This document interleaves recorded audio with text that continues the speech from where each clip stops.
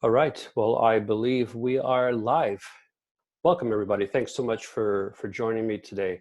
And today is a special day for me. Today is April the 26th. And you might be wondering, why is that a special date? It doesn't ring any bells, you know. We had Christmas a few months ago. We had Passover and Easter. You had your 50th birthday last month. Why is today a special day? It's special because a year ago today, on April 26, 2019, I landed in Liberia with my son for the first time in my life. And to look back on this year, to see how much has been done, to see all that God has accomplished in such a short little period of time has been absolutely overwhelming and amazing. And so throughout the week, I was kind of thinking about all the things that we've been able to do in the country and the people we've been able to help and all the things we've been able to establish. And so I thought I would share with you kind of like a year in review from the day we landed to a year ago today, just to look back and see all that God has done.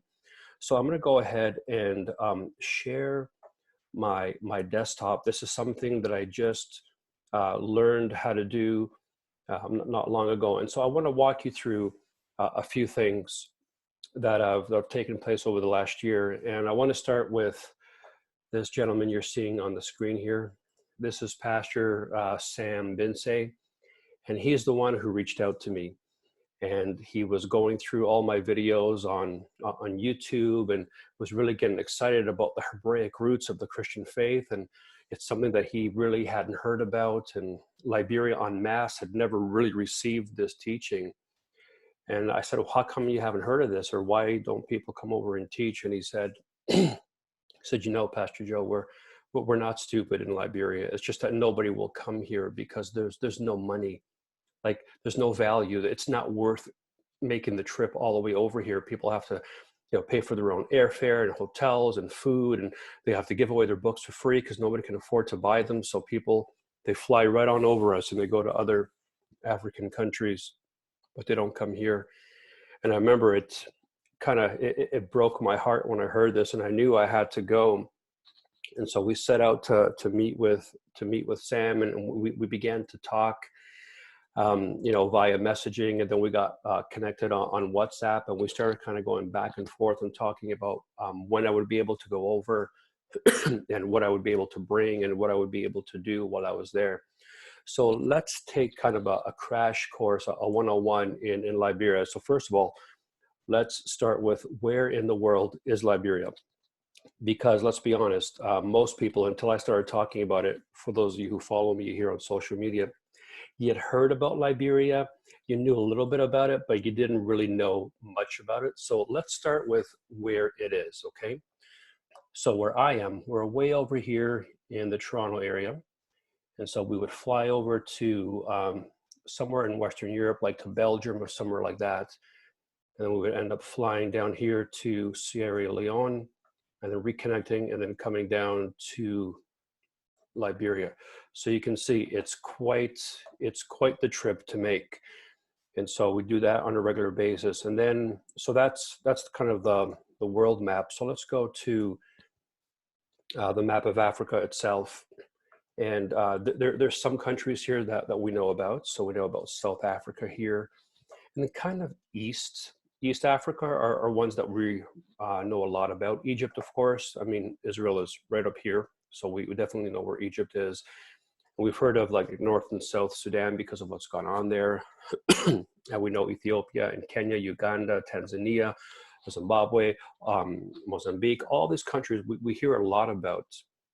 But we don't hear a lot about this part, which is known as West Africa. And West Africa kind of comprises this section here. But then there's this little tiny country here that I want to focus on. And here it is. Here's Liberia. Here's kind of the cutout here. It's a small country. It's got over 500 miles of coast, as you can see here. This is the Atlantic Ocean. Beautiful beaches, untouched sandy beaches, palm trees, absolutely picturesque. But that's not where we go. We go inland a little bit. So let me show you where we go. And again, I am learning this whole desktop sharing thing. I think it's kind of cool. So, okay, so we fly into Monrovia, which is here, and then we drive down to Paynesville.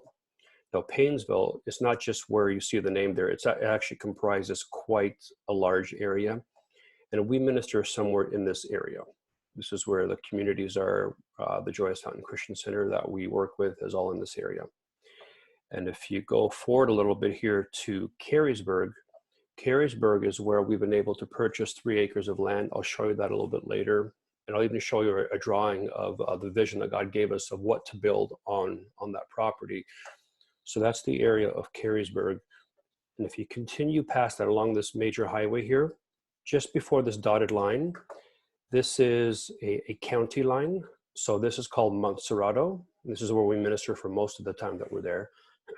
That's where Monrovia is, Paynesville, Carysburg, all this is in Montserrado. And so we get to here, and then we go into the interior, it's called. In North America, we call it the jungle. There it's known as the interior. And here we go to Cardo Village. We go to, there's some other villages that we visit there, and we brought food. We brought water and clothing and preach the word and hang out with the kids. Just have had some amazing, amazing times there. I'll share some pictures there in a little bit. Then if you keep going along here, the other village where God really has us working is, now you'll notice we've crossed the county line. So now this county here is known as Margaby County. In Margaby County, you get to Kakata, which is the main capital city. Same thing, you go into the interior, into no man's land. There's no cell phone signal. There's no modern civilization. There's nothing there. But what there is a beautiful community called Tomu, where God has really spoken to us about ministering there.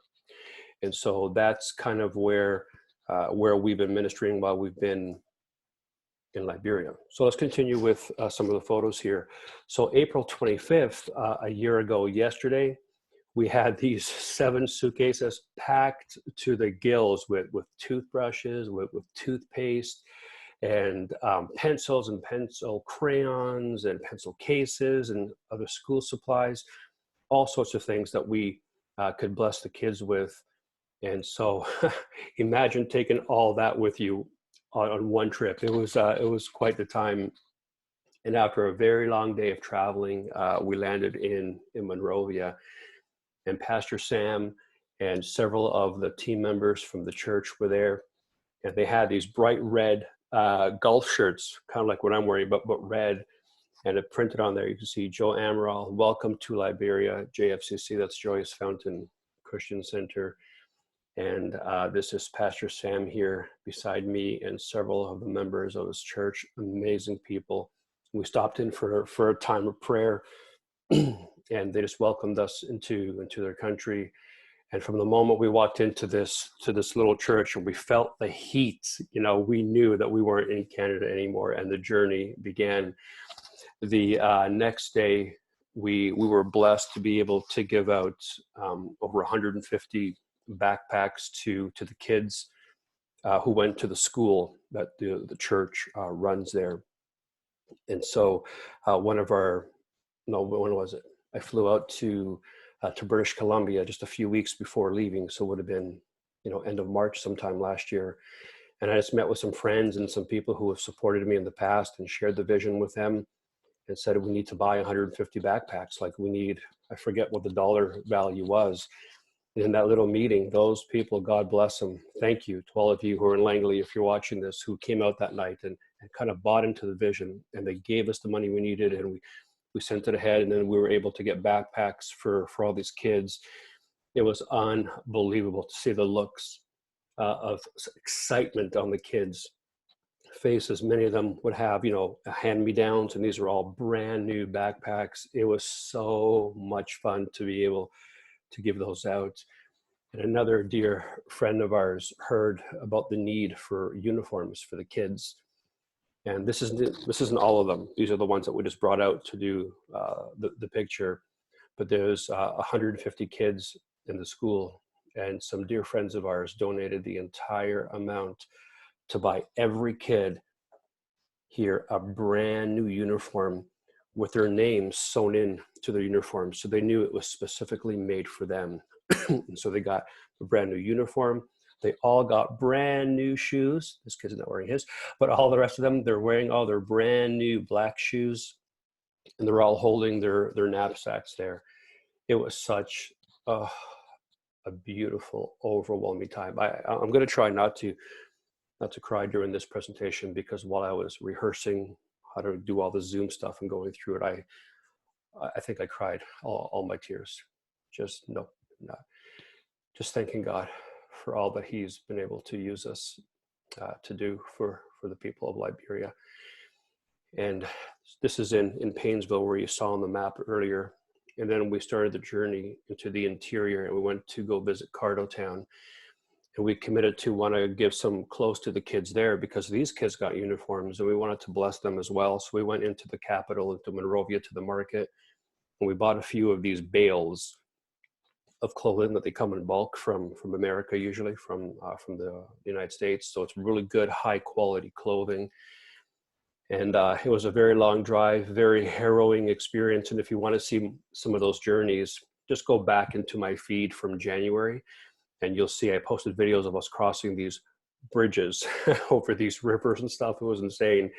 So we finally made it into Cardo Town, and there was probably 200 kids who came out, and from all, not just that village, but from some of the smaller villages. Cardo Town is kind of like the central one, and all the little ones come there for supplies.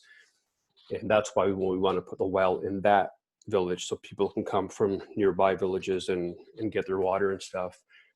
And you can see he doesn't know what to make of it. She's never received a gift before in her life. So to receive some brand new clothing in this little girl's face, she's just lit right up, and she's just smiling ear to ear. And we spent the entire day with these precious kids. We played soccer with them. We gave them bags of rice. We gave them bales of clothing. But I think one of the most precious things we were able to give them was just our time, just to connect with them and remind them that they have value. And I remember speaking with some of the kids, we were talking about God, and, and like, how do you know? I said to them this, I said, God sent me here to tell you that He loves you. And they were like, really? I said, yeah. And I showed them on a map where I lived. I said, God told me to come all the way over here and drive all the way up here and tell you that He loves you, that He hasn't forgotten about you. And just that alone was worth the trip, just to remind these precious children that God loves them and has not forgotten about them. It was such a moving experience, and to see how the people live there. I mean, so simple, but yet just so grateful for the little things they are able to receive. So this is just kind of, some of the normal housing you see when you're going up through the streets of the villages, just all throughout the countryside. And then we came back to Painesville, and we had a pastors conference there. It was our first one, just a small gathering of pastors, and they were just kind of blown away when they began to hear about the Hebraic roots of the Christian faith. And they'd never heard that term before, the Hebraic roots, and I'm like, oh, how do I explain this to a person who's never heard of this before? And I said, well, like, if you've ever seen, like a play in the church or something. They said, yeah. I said, well, you only see the actors on the stage, right? And what they're doing. They're like, yeah. But behind the stage, there's chaos, right? Everybody's changing their clothes. The curtains are being drawn. The director's yelling this, the producer's yelling this, and there's all kinds of stuff going on in the background. They're like, yeah. I said, well, it takes all that background stuff to make the stuff that you're seeing on stage happen. And so I would explain that my teaching was like taking them behind the stage and showing them all the chaos and what Mark was seeing and what Matthew was seeing and what Herod was doing and what Luke was doing and what the Romans were doing and how the Caesars' role in Rome was affecting them, and giving them all the background. And they were like, oh, we get it. It was such a beautiful experience. Also to share it with the people that were so hungry, to learn, to really, really learn. We don't realize, I don't think, how blessed we are here in this part of the world, that we have all these big preachers who come through and they teach us these amazing things, and we have the power of the internet, and we can just jump on YouTube and we can find anything, anywhere, anytime. And so to be able to teach it to a group of people who were really hungry was such a blessing, and that included the kids. So you probably know I wrote a book just over a year ago called Story in the Stars. And I wanted to do a graphic novel, almost like a comic book style version of the book for kids. And I thought, oh, wouldn't it be great to be able to take this to Liberia and hand out to the children? And through some friends of ours here in Canada, we were able to print about 1,000 of them. And we took over as many as we could. We just filled our suitcases and we began to give them out to the children there. And this is my sweet little Alma. Oh, I love this little kid. She is so sweet. She's a tough cookie, man. She got in my heart. And so I was able to bless her and a lot of the other kids with some books. And then here is the Binsey family. So here's Pastor Sam and his wife, Comfort. She was pregnant with her third child then. And then these are their children here. And then she kind of photobombed us, a member of the church. And just have such incredible memories. There's my son, Daniel, and there's myself. Just taking it in and remembering the amazing times we had there. And then on my last day, I was able to, well, actually, no, it wasn't my last day. This is on the next trip. When I just went in January, I met this guy. Look at this stud. Look at that kid. What you're seeing here, you're not having double vision. You're actually looking at two Joe Amarols. The guy on the left, if you couldn't tell, is me. And this is, we call him Baby Joe Amaral. His parents were so touched by the ministry that they decided to name their next born child after us. And so on the day that we landed in Liberia, he was born April 26th. So he's exactly 1 year old today. I'll show you a picture of him a little bit later. When we left Liberia, first of all, it was really, really hard to leave. Coming back to Canada and just picking up from where you left off, I'm just going to say it, the simple things. You sit down on the toilet and you forget, oh, right, I can just flush. You don't have to reach for buckets of water to try to flush stuff down. And then you go to your fridge. All right, I have a fridge. And you press a magic button and water came out of my fridge and I was able to drink it. And I have to say it was different coming back home and kind of settling in again to life in the West. And when I got back here, I was set to go preach at a church in Eastern Ontario. And the night before it was time to preach, I don't know if it was a dream or a vision. I'm not sure if I was awake or waking up, but I had this dream and it was almost like I was in a drone and I was able to fly up over the land of Liberia. And it kind of honed in on this piece of property and it was very green. I remember that vividly in the dream. And I don't know how big it was, but I knew it was a good sized space and I could see the main road. And on this road, I saw a church and I saw a school, a well, a soccer field, a playground, a medical clinic, an auto mechanic shop, almost like its own little village, its own like insulated, complete little community. And when I woke up, I felt like God was saying, I want you to buy land. And this is what I want. I want to build this for the community. And so I called up Pastor Sam and I said, I know this is crazy. I just came from there and I know there's not a lot of land for sale, especially not near the main highway. There's only one paved road. And to be able to find property on that paved road that's available, it's almost impossible. But God bless, man, Sam. Pastor Sam, he worked and he looked and we had a couple of things go through and then they fell through. We got our hopes up and then we got our hopes down. And then he met this Christian brother who was selling some property and it was exactly what we were looking for right off the mainland. And so we were able to buy this 3-acre plot of land. You can kind of see here in the foreground, this is the main paved road. And I'm flying my drone here at this point. And so the drone is from the road looking out. And you can see there's Pastor Sam and myself there in the corner. The well wasn't even completed yet at this point. It was completed when I was there in January. And I'll show you a photo of how we commissioned it and we gave it to the community and water poured from it. And it was awesome. And we were going to have kind of a groundbreaking ceremony. So we were climbing the trees, getting bamboo, bringing it over here. So let me kind of just show you where the land goes here. Let's draw it like this. So the land kind of comes in from here. It goes up. It goes all the way to the back here. It goes all the way across, and it comes down back here, a little more over to the main road. So this is like our 3-acre plot of land. And the vision is to build a church and a school and all those things that I saw in my vision here. And so we had like an artist's concept of what the structure will look like.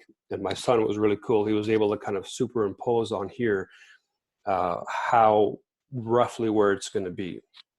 So you can see here, let's draw this out for you again. So here's the main area here. So here we have, it's going to be like a playground here. And then we have the church facility for about 700 to 800 people. And then the school will be for 1,000 children, which is absolutely amazing. And then we'll have a water tower and all kinds of stuff here. So this is the vision. We don't know when it's going to happen, but we're just believing God that He showed it to us, and He provided the land, and we believe that He's going to provide so that we can build this community. So that's what happened when I came back home. And then I went again in January, just of this year, in January 2020. And the first person I wanted to see was my boy. There he is, Mitchell. This is that sweet kid who was born deaf and mute and was unable to communicate. And once we began just to love on him and connect with him, he just blossomed. We've since had somebody sponsor him, and he gets to go to school every day. He has his uniform. He's got all of his equipment. He goes to school, and he's learning to write. He's communicating a lot more with other people. It's been absolutely amazing that we're able to help not just Mitchell, but it's going to be well over 200 kids for the next school year. And this is because of you guys. You know, you've blessed and you've given so much, and we've been able to do so much to help these precious kids. And so one of the main things we were there to do on this trip was to commission the land and the well. And so when I was able to go to the property that I saw in a dream, to be able to go there and stand there. And I remember we had about 1,000 people who came out on the Saturday when we commissioned the well on the property. And I said to them, I said, guys, I'm literally standing in the middle of a dream. I saw this, you know, like I saw this several months ago when I left the country. God showed it to me. And now I'm standing here. And so, you know, my wife designed this poster back here in Canada, but to stand under it and to be there, to see it and to be on the property, it was just, I cried. I couldn't help but I just began to weep and say, God, just a guy from Milton who you spoke to about going to this country that I'd never heard of, that I'd never knew anything about. It really, really broke me. And we just had the best time. We were able to commission the well. And this is the moment I was able to cut the ribbon, you know, for that pump. And then they asked me if I would, you know, make the first pump, and to see this, look at that. It's so clear. It's clean. It's an almost 50-foot well. So the water is so pure, and it was nice and cold, which is really hard to get in Liberia. Clean, cold, safe drinking water. It was amazing. And this next picture was so cool. So not only did they catch the water coming down, but these people started to run with bottles, and they began to fill up their bottles. And look at this lady's face here. I mean, just the joy, so thrilled that this was being given to them. I got to tell you, it was such an amazing time. And we had over 1,000 people there. And this gentleman here, this is the mayor of Carysburg. He came and he was so touched. We committed the well to him and said, this is for this community. And this is the brother who owned the land, and he sold it to us at an incredible price. And he came out and gave us his blessing. And in fact, he's offered us even more land, that if we want to build more. He's so touched by what we want to do for the community. It was just absolutely remarkable. And people hung out for hours, and we were able to give them trays filled with food, cold bottles of water, which are really hard to come by, and different soda cans like pop and stuff. We were just able to to bless them with it. It was just absolutely amazing to watch people eat and just fellowship and know that this is just being done because God's love. It was amazing. And we planted these 3 flags at the site. We have the flag of Liberia in the center. We have Canada on the one side and Israel on the other side. They love Israel and Liberia. Later in this year, I'm going to be doing a lot more information about an incredible connection between Liberia and Israel during its formation in 1948. It's really going to blow your mind in 47, 48. So that was a tremendous privilege. And then I was able to go back out into the villages, and on the way there, you would just pass by village after village after village and see all these children, you know, dressed like this in these really, really simple homes. And, you know, we had some water in the back, and I said to the guy, I said, we got to stop. I know we can't give water to every kid in the country, but we can give these kids water. And we stopped, and they were a little shy at first because a lot of them had never seen a Caucasian, a white person before. So they didn't know what to make of me, I'm going to be honest. And so I just came out and said, hi, how are you? And I showed them the water bottle. And this little one, she was brave. She came out first, and look at this little kid's face. I hope you can pause this and then zoom in on his face. He's so excited about the clean water. And these other ones, they're not so sure, but maybe I'll post it later, a video of they came around and they drank, and they were just, oh. When I was watching the video before I came online, I was crying. Just, you could see how much they were enjoying the water. You know, like we drink Coke or some soda has taste to it, and they were just so happy to have cold, clean water. Oh, it broke my heart. And we went into village after village in those bales of clothing. This is my second trip now. Even this vehicle in the background, you guys were able to help us purchase this vehicle so that we could go into the villages. You can't take a regular car into the villages. The roads would never support it. You'd never make it over the bridges. It's impossible. So you need like an SUV style vehicle to be able to get the food and clothing up to the people. So we're so thankful to be able to get one of these, and a reliable car. On my first trip, the car broke down 5 times. I mean, it's fun to say now, kind of, but boy, when it broke down then, not so fun. So it was so great. We don't take it for granted to have a reliable car, a strong car that can make it through those crazy roads. And all the kids got clothing, and they were so touched. It was such an amazing experience. And just house after house like this, very simple. Now, this is interesting. You know, here you have a roofing issue, you get some new shingles, you nail them down, but in the villages, they can't even afford nails. So what they do is they look for like large pieces of dead, you know, wood, like branches and trunks and stumps and stuff, and they put it on the roof to hold down the tin. You can see that here, so that the wind won't be able to blow it off. And sometimes they put 2x4, whatever they can find, or even large rocks to try and keep the roof on, because they have wicked rainy season there for 6 months of the year, and it just rips some of the roofs apart. And so you would see these all over the place, you know, but in the midst of such simplicity, there's such beauty. Oh, these little girls, they melt my heart. When I see those faces, and here's one of the mamas in the community.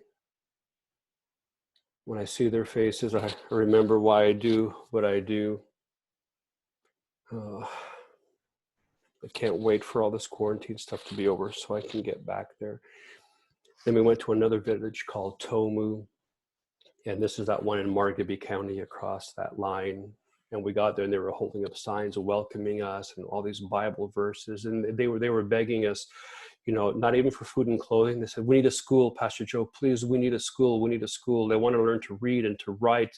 They want to be able to grow up and go to school and make something of themselves. And I was so touched.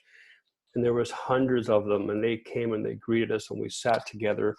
He even gave us some gifts at the end of our trip, beautiful mangoes and, you know, plantains like bananas, and these, I think they're like date nuts or something, or palm nuts, whatever they are. And they gave them to us. And when I was in a couple of the villages, the chiefs gave me a live chicken as a gift. I'd never gotten one before. And again, go back to my January postings on Facebook, and you'll see I have the video of the chief giving me the chicken and the chicken clucking the whole 4-hour drive back home. It was hilarious. And then watching them slaughter the chicken, and we ate the chicken. It was the African experience. It was really, really amazing. And so, so here we are today on April 26th, a year to the day. And Pastor Sam sent me this picture. There's little Joe. Ah, look at that boy. He's so cute. And earlier this week, we were able to help this community celebrate what we called Quarantine Christmas. You guys, unbelievable. We're able to send us so much money that we were able to buy hundreds of bags of rice and water. And we're even able to fill up the vehicle, packed to the rim with toys for the kids, rideable cars and tricycle kind of things and board games, and all sorts of amazing things. And so little Joe got in on the action, was able to ride this brand new toy. You have to remember, I know that we can get this anytime we want at Toys R Us or Amazon or Walmart or whatever, but this is something that a child like this and a community like this would normally never see. But because you guys blessed us so much, we were able in turn to bless them. And so that's the year in review. This is what Hope for Liberia has been able to do. And this isn't about an appeal. If you want to give, believe me, it's going to go to a good cause, especially now during this time of quarantine where people are really, really struggling. So this is more just a review.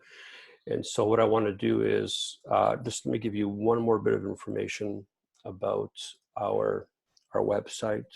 So if you want to learn more about Hope for Liberia and what we're doing there, just go here, hopeforliberia.com. And it's like our tagline says, we put it right on the front of the website that we are not a charity. We're just people helping people. And this is what blows my mind. That even though we keep harping on this and say, well, listen, we're not a charity. You can't give you tax receipts. People are like, no, we want to help. We want to feed people. We want to make sure they have water and clothes and they hear the gospel. We've been able to raise so much money. It's been absolutely incredible. And I just want to thank you from the bottom of my heart for doing this, for standing with us, for believing in what we're doing. So hopeforliberia.com is where you can find out more information about us. There's all kinds of, here, I think I can scroll down. Yeah, you can find out about our projects, what we're doing, all kinds of info, different stats about the country. And then you can stay in touch here on my Facebook page, Joe Amaral Public. You can also go to the Hope for Liberia Facebook page and videos and pictures of things that we're doing.